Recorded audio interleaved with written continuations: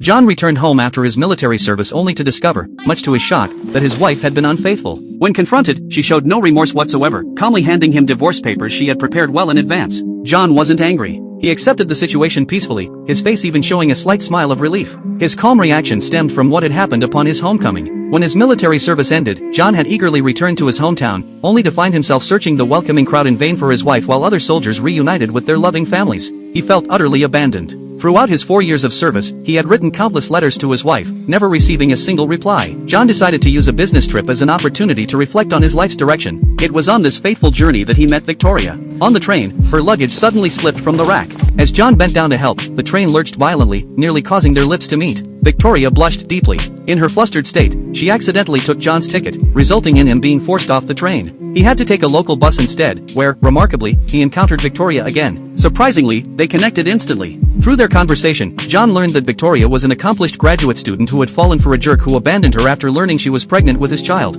Too afraid to tell her parents, she was at a complete loss. John spontaneously proposed a bold plan. He would pretend to be Victoria's husband, accompany her home for one night, then quietly leave a goodbye note. This would give Victoria a reasonable explanation for her situation. They walked together to Victoria's home, a vineyard nestled in a valley, the most beautiful place John had ever seen. From his pocket, he pulled chocolate wrappers and improvised 2 wedding rings. Victoria laughed at his creativity. Just then, a gunshot shattered the tranquility. John instinctively shielded Victoria with his body. The shooter was none other than Victoria's father. Victoria quickly introduced John, but her father vehemently opposed their marriage, arrogantly viewing John as beneath their social standing. Surprisingly, the rest of the family took an immediate liking to John. Following family tradition, the parents gave the master bedroom to the newlyweds. Since the bedroom door couldn't be locked, and to maintain their charade, they had to share the bed. The next morning, as John packed to leave, the grandfather intercepted him and invited him for a walk. He led John to the hilltop to admire the lifeblood of the entire vineyard. The warmth of Victoria's family touched John deeply. Having grown up an orphan, he had always yearned for family connection, and everything here was exactly what he had dreamed of.